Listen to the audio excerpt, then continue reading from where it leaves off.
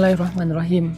Teman-teman, mungkin di antara kalian ada yang sedang ngerasa kayak capek banget gitu, sering disalah-salahin, sering difitnah, sering gak ada yang mengerti, sering dikambing hitamkan, bahkan sampai dicela, dicaci maki, direndahkan, atau mungkin bahkan dibully gitu, di grup WA, dalam pertemanan, dalam hubungan kerja, tetangga, atau siapapun lah yang jadi circle dekat kita. Kita ngerasa kayak jadi bulan-bulanan orang dalam menyakiti dan menghina kita. Saya hari ini pengen ngerespon beberapa komentar-komentar yang ada di sosmed saya ya tentang rasa-rasa kayak gini. Ini ada yang ngomong kayak gini, misalnya kayak terkadang orang hanyalah melihat diri kita cuman sisi buruknya aja, tapi nggak sisi baiknya, dan menganggap kita sebagai orang yang rendah bagi dia. Ada juga yang bilang capek banget ya rasanya dituduh yang enggak-enggak, padahal kita udah bener-bener gak ngelakuin itu. Dan ya ginilah kehidupan, beginilah cara Tuhan menciptakan bagian hati busuk sama hati yang gak busuk. Hehehe. Terus ada juga yang ngomong kayak gini, tempat kerja aku tuh banyak banget yang sembarangan and it's normal. Dan aku memutuskan resign setelah 5 tahun kerja di sana. Semoga bisa dapat kerjaan yang lebih baik, minimal lingkungannya. Nangis banget lihat orang tua yang nangis karena dikata-katain yang gak baik sama seseorang yang padahal orang tersebut dianggap luar biasa sama dengan orang tuaku sendiri. Mertuaku nih, semua yang diisi kepalanya itu apa yang dia lihat harus selalu diungkapkan sekalipun itu kekurangan orang lain. Banyak nih, masih banyak sih komen-komen yang mewakili orang-orang yang ada di posisi itu. Ada di posisi yang direndahkan, dihina, disalahin, difitnah, dijahatin. Di sini kita bisa belajar ya. Ini buat kita sendiri dan buat siapapun. Firman Allah Subhanahu wa taala di dalam surat Al-Hujurat ayat ke-11. Allah bilang, "Ya ayyuhalladzina amanu, la yaskhar qaumun min qaum, asa ayyakunu khairam minhum, wala nisa min nisa, asa ayyakunna khairam minhun, wala talmizu anfusakum, wala tanabazu bil alqab, bi'sal ismul fusuq ba'dal iman, wa man lam yatub fa ulaika humudz zalimun." Wahai orang-orang beriman, janganlah sebagian kalian menghina sebagian yang lain. Dan janganlah sebagian perempuan juga menghina perempuan yang lain. Karena bisa jadi orang yang dihina itu lebih baik daripada orang yang menghina. Janganlah kalian merendahkan di antara kalian, dan janganlah kalian memanggil dengan panggilan yang buruk. Seburuk-buruk panggilan itu adalah panggilan-panggilan fusuk atau dosa setelah iman. Siapa yang tidak bertaubat, mereka itulah orang-orang yang zalim.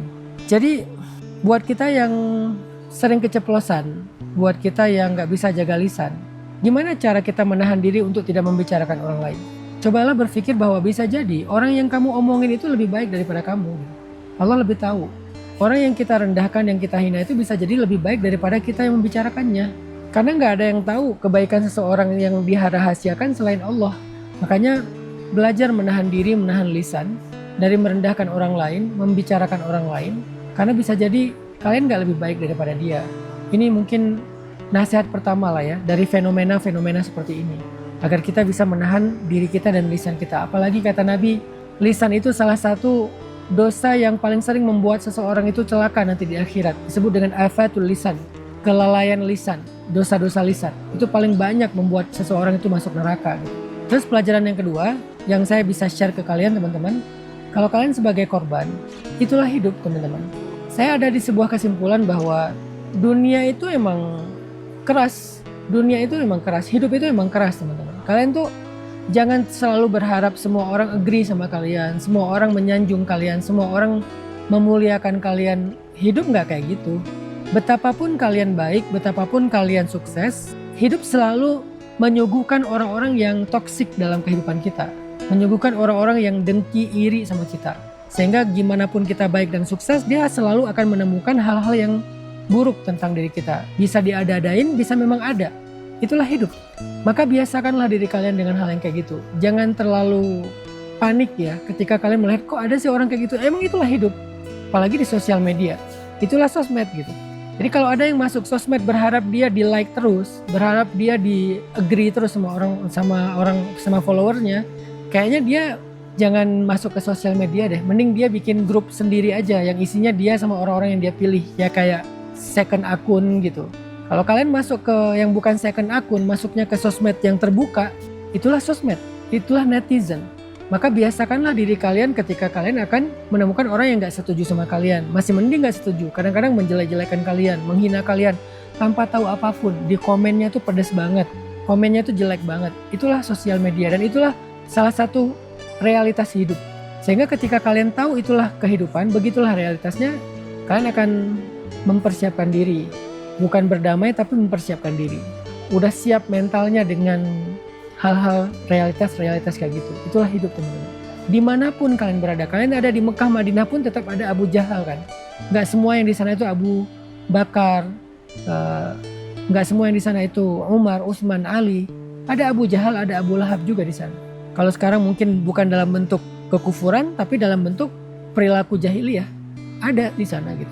Walaupun kalian ada di tempat yang paling baik, di dalam Masjid Nabawi gitu, tetap aja ada orang yang aneh.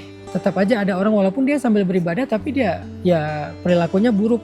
Ada, makanya jangan heran dengan hal yang kayak gitu dalam hidup. Apalagi kita hidup jauh dari Mekah dan Madinah, jauh dari Ka'bah dan Raudhah, jauh dari zaman Nabi. Di zaman Nabi aja ada.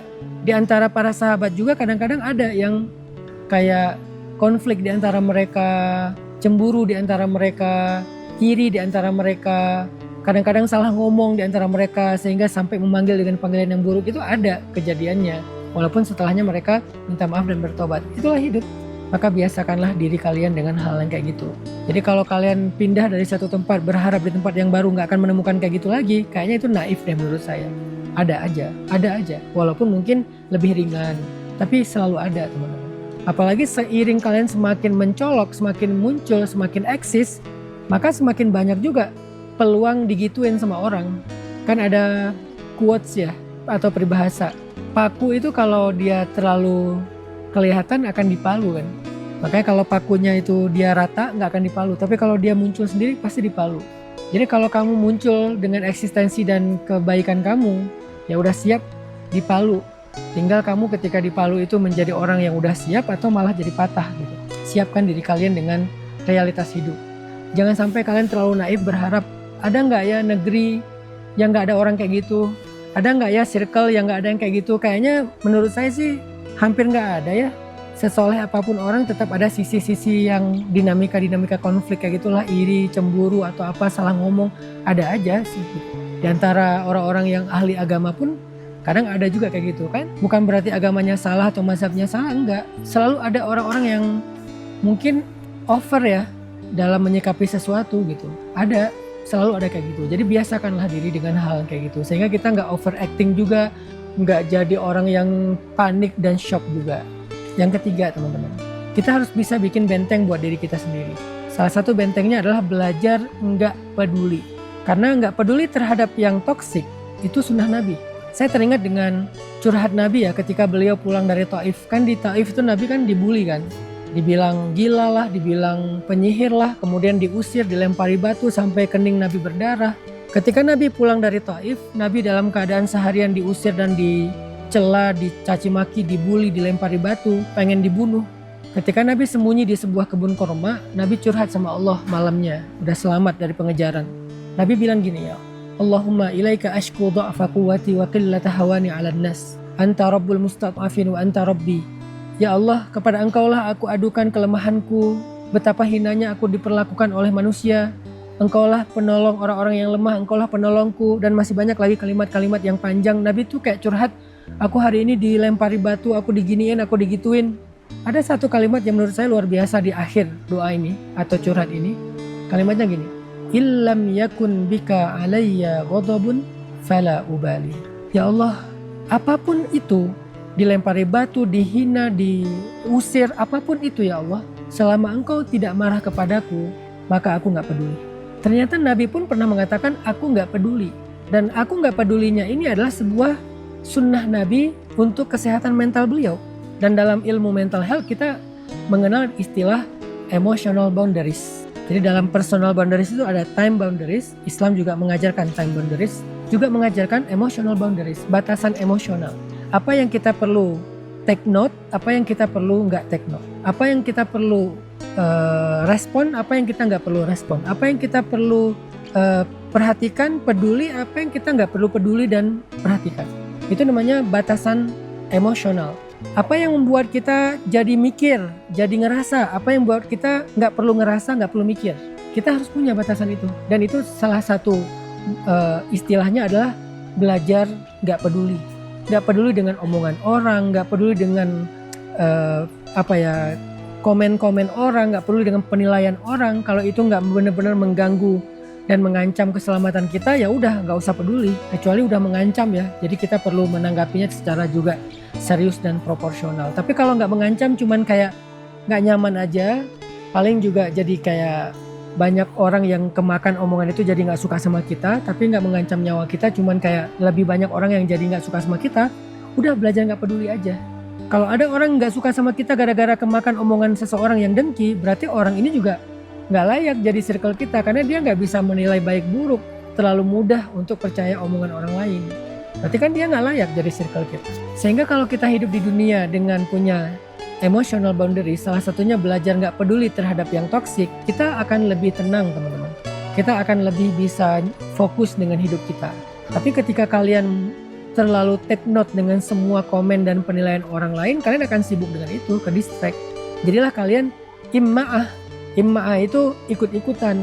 Kata orang ini kayak gini kalian ikut, kata orang itu kayak gitu kalian ikut. Jadi kalian jadi kayak people pleasure.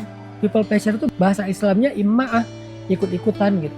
Atau muzabzabina baina dzalik, la ilaha ula wa la ilaha ula, kata Al-Qur'an surat An-Nisa.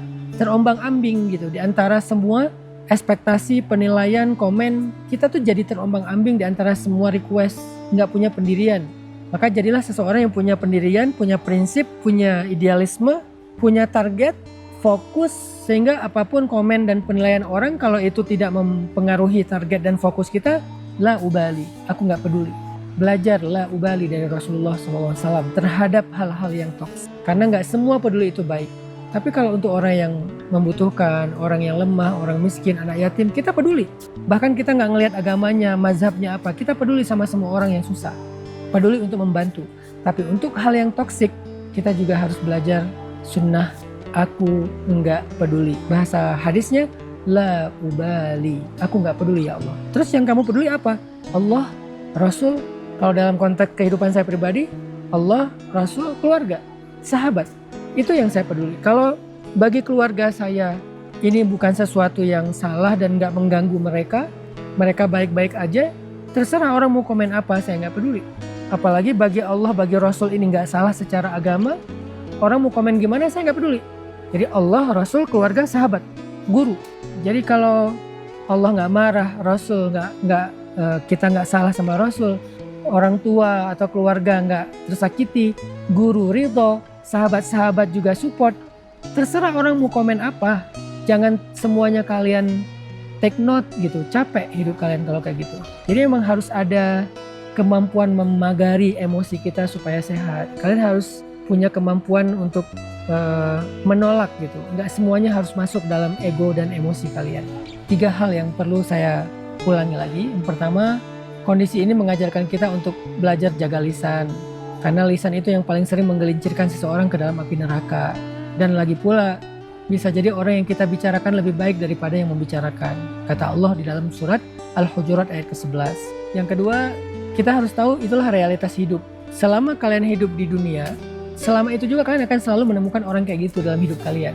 Walaupun dia orang solih, walaupun dia orang baik. Bahkan kadang keluarga sendiri gitu. Yang kadang-kadang gak selalu menyenangkan hati kalian, yang kadang-kadang mempertanyakan kalian, gak selalu agree sama kalian, yang kadang-kadang meragukan kalian, yang kadang-kadang salah paham sama kalian. Itu mungkin sekali terjadi, bahkan sama orang yang baik sama kita sekalipun. Keluarga, sahabat, guru, kadang dia gak selalu agree sama kita kan, kadang dia gak selalu yakin sama kita, kadang dia ragu juga sama kita, kadang dia kayak salah paham tentang kita gitu, sehingga dia jadi kayak menyakiti kita tanpa sengaja. Itulah dunia. Apalagi orang yang gak kenal dengan kita, lebih mungkin lagi menyakiti kita, membicarakan aib-aib kita, merendahkan kita. Mungkin banget. Itulah dunia teman-teman.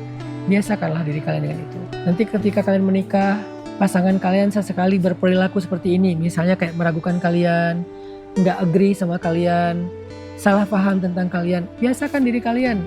Jangan terlalu mudah patah, akhirnya kayaknya aku salah jodoh deh, akhirnya bubar. Berarti kalian nggak siap dengan realitas dunia. Itulah dunia teman-teman.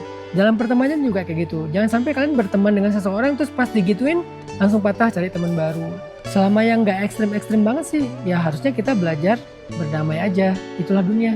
Kecuali udah ekstrim banget ya kasusnya ya. Yang ketiga, bangun pertahanan diri. Personal boundaries, emotional boundaries. Boundariesnya adalah la ubali, aku nggak peduli kalau itu toks. Semoga ini bisa menjadi nasihat buat kita lebih kuat menjalani realitas hidup kita di dunia. Barakallahu fikum.